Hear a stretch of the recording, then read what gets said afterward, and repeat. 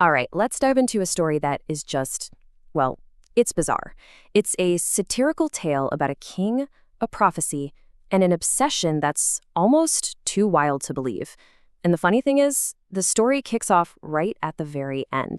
So, right from the jump, we know our main character is dead and gone. There's no mystery about if he dies, but the story tells us that the way he dies is something special, something really worth talking about. And believe me, it absolutely is. And that's the big question, isn't it? That's the mystery we're going to solve today. To really get how he died, we have to rewind all the way back to his birth, which is where this whole crazy saga really began. So, meet the Maharaja of Pratabundapuram. Now, his birth wasn't just any old royal event. Nope. It was marked by a genuine miracle and a really creepy prophecy that would end up steering his entire life. First off, this guy had a lot of titles. I mean, just look at this list. It's a total mouthful. It tells you everything you need to know about how full of himself he was. But, despite this ridiculously long name, everybody knew him by a much shorter, much more interesting title, the Tiger King. And we're about to find out exactly why. So, when the king was born, all the royal astrologers get together and make a prediction. And, well, it's a pretty obvious one, right? He's gonna die someday. Thanks, guys. It was so simple it was almost useless.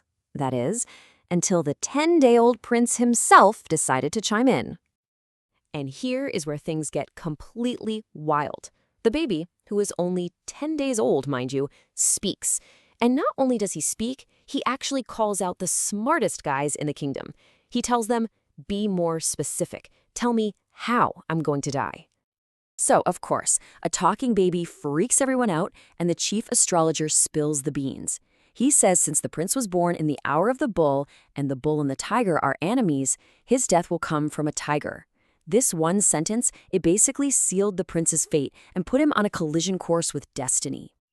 So what does a young, super arrogant prince do when he's told a tiger is going to kill him? He doesn't go hide, he doesn't run away, oh no. He decides he's going to kill every single tiger he can find, which kicks off this massive obsession that takes over his whole life and his entire kingdom.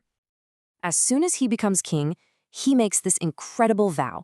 Forget about running the country, forget about the people, forget about everything else.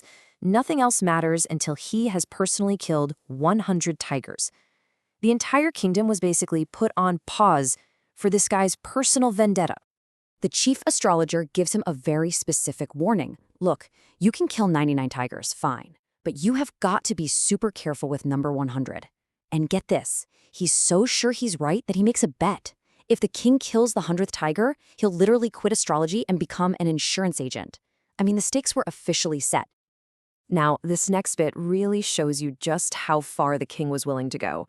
It's also a pretty sharp jab at the British rulers at the time. A powerful British officer wants to hunt a tiger in the kingdom, but the king says no way, which puts his throne at risk. His solution? A massive bribe to the officer's wife. He sends 50 diamond rings, hoping she'll just pick one. But in a brilliant move of her own, she just keeps all of them. The kingdom is saved, but wow, it cost him. And the cost of that little bribe? 3 lakh rupees. A lakh is 100,000, so yeah, 300,000 rupees. To put that into perspective, that was an absolutely insane amount of money back then, enough to seriously damage the kingdom's finances. But for the Tiger King, small price to pay to keep his mission going. His priorities were very clear. So after 10 years of this, the king has killed 70 tigers. But then he hits a pretty big problem. He runs out of them. He has literally wiped out the entire tiger population in his own state. So he has to get creative.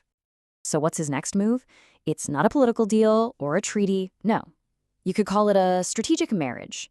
He basically tells his chief minister, go find me a princess to marry, but she has to be from a kingdom with one very specific thing, a ton of tigers. And hey, the plan worked. Every time he went to visit his father-in-law, he'd go out and hunt 5 or 6 more tigers. His kill count just kept climbing and climbing until he hit this number, 99. Just one more to go. One more to finally beat the prophecy and be safe forever. You can just feel the tension, right? But that last tiger, it's nowhere to be found. The king starts getting really angry, threatening to fire everybody. So his poor minister, the Duan, in a desperate attempt to just save his own job, secretly brings in this old, tired tiger from a zoo and lets it loose in the forest for the king to find. Okay, so the stage is set for the final showdown. The king is ecstatic. He finally comes face to face with what he thinks is the 100th tiger, the one beast that holds his entire destiny in its claws. The king takes aim, he fires, and the tiger drops. He is over the moon, he's celebrating, he thinks he has conquered fate itself. But here's the thing. He missed. The old tiger just fainted from the shock of the bullet flying past its ear.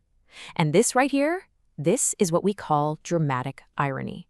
We know something the king doesn't, and it changes everything.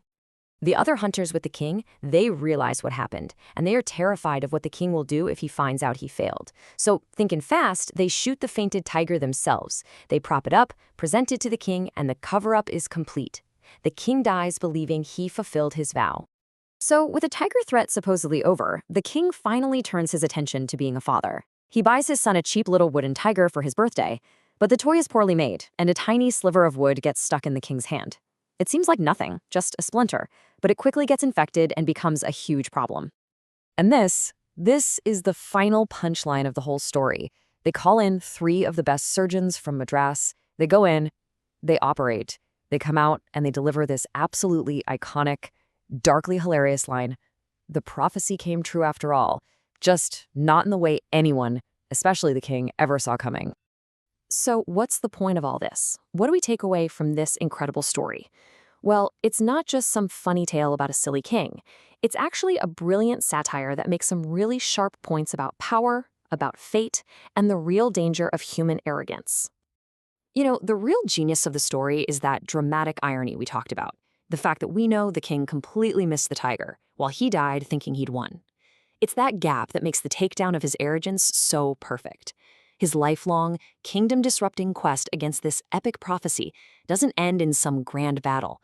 It ends with a splinter from a cheap toy. It really makes you think, can we ever actually outrun our fate? Or do all our efforts to escape it just lead us right to it? And that's really the question to leave you with. Was he doomed from the start by the stars? Or did his own foolish, single-minded obsession bring about his own end? The prophecy said death would come from a tiger. And in the end, it did. It just happened to be made of wood. Thanks for joining us.